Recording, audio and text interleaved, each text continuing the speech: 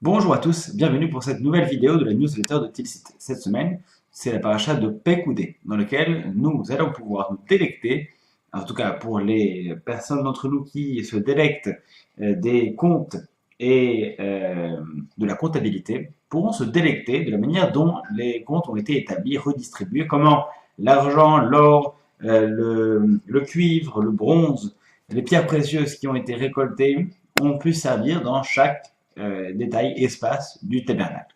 Et c'est quelque chose qui fascine les plus mathématiciens d'entre nous. Les autres restent perplexes. Mais, cela dit, nous avons quelques petites choses à voir dans cette paracha, notamment, encore une fois, la question fascinante de la construction du tabernacle. Le tabernacle, c'est cette maison, ce Beth Amikdash, ce sanctuaire portatif qui va être construit et déconstruit au gré des pérégrinations du peuple juif dans le désert. À chaque étape, il faudra le démonter, le remonter.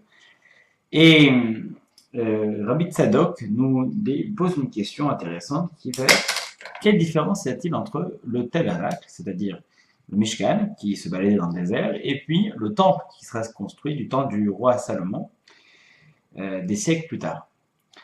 Et finalement, pourquoi ne pas avoir regardé simplement le Mishkan, le tabernacle, l'avoir gardé et l'avoir installé à Jérusalem? Pourquoi avoir construit un édifice différent, plus grandiose? Pourquoi avoir construit un temple et ne pas avoir gardé le même Mishkan, ce tabernacle qui avait déjà fait ses preuves depuis Moïse? Et peut-être que à travers cette question, on pourra arriver à se poser une autre question qui est quelle différence finalement il y a entre nos synagogues à nous. Tilsit est quand même une belle synagogue, bien majestueuse. Alors pourquoi prier tous les jours pour la reconstruction du troisième temple? Le temple qui est à Jérusalem et qui verra donc l'avènement d'une nouvelle ère. Mais encore une fois, n'avons-nous pas déjà, là où nous sommes en France, notre douce France chez les pays de notre enfance, une synagogue assez jolie pour pouvoir accueillir notre communauté? Le Mishkan, donc le tabernacle, c'est un lieu qui est à l'origine un lieu qui se trouve non pas un lieu physique, mais un lieu qui est à l'intérieur de nous. C'est-à-dire lorsque l'on analyse la phrase, l'ordre que Dieu donne à Moshe Rabbeinu pour construire le tabernacle, Ve'asoli Migdash, ils me feront un sanctuaire, Ve'shachalti betocham, et moi je résiderai à l'intérieur de eux tous. Donc, il y a l'idée que lorsqu'on veut construire le tabernacle, Dieu réside non pas à l'intérieur du temple, du tabernacle, mais à l'intérieur des gens. Et donc, le tabernacle n'est qu'un moyen, n'est qu'un lieu physique pour permettre, une sorte d'antenne, pour permettre que chacun puisse accueillir à l'intérieur de lui, donc assumer sa divinité et pouvoir renforcer le lien qui est lié à Kadosh Baruch Hu. De fait, les Béné Israël n'allaient pas souvent à l'intérieur du tabernacle. Au contraire, c'était des moments très spécifiques. C'était Moshe Rabbeinu qui s'approchait, mais les gens n'y allaient pas forcément tout le temps. Donc, le tabernacle, c'est un lieu pour marquer la présence de Dieu au sein du campement, mais surtout pour favoriser le lien qui est à l'intérieur de chacun. D'ailleurs, du reste, ça n'est pas la première fois qu'on assiste à ce type d'événement. Lorsqu'on parle de Jacob, notre ancêtre Jacob, et de la maison d'Israël, on dit qu'Otomar, les bêtes Yaakov, ainsi tu parleras à la maison de Jacob. La maison de Jacob, c'est quoi? C'est Yaakov qui a été appelé une maison. Jacob, le prophète, le patriarche Jacob, a été appelé maison. Pourquoi est-ce qu'il a été appelé maison?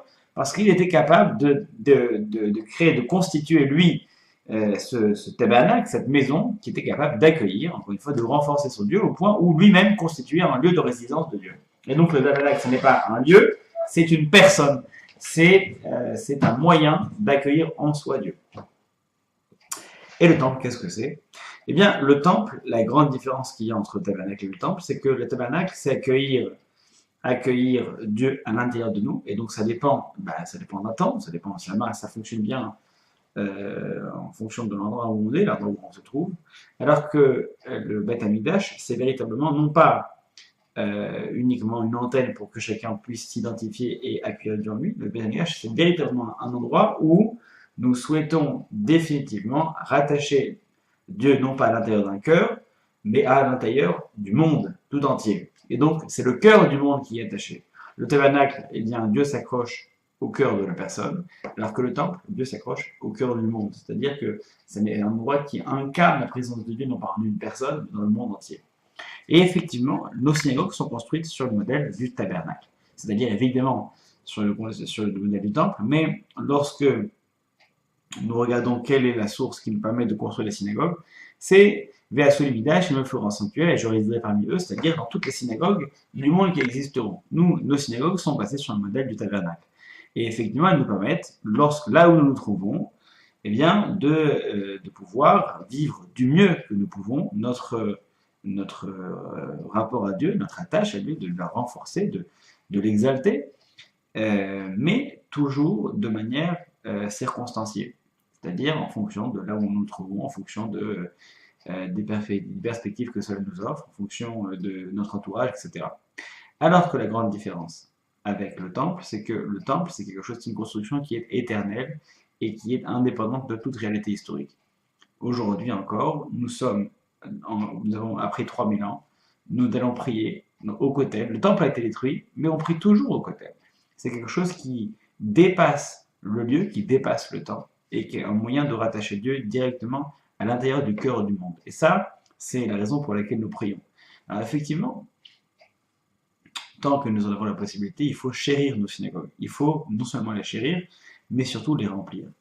Avec toujours l'objectif que un jour, eh bien, nous puissions être suffisamment méritants pour que le troisième temple soit construit. C'est-à-dire que que le monde entier puisse arriver à une ère d'unité telle que, eh bien, il y aura une symbiose entre Dieu et le monde et les gens, et de cette manière, les tensions pourront être apaisées de manière tout à fait naturelle, et nous-mêmes serons naturellement, eh bien, face à cette nouvelle réalité. Nous pourrons profiter de notre Mishkan intérieur et de notre Mikdash extérieur.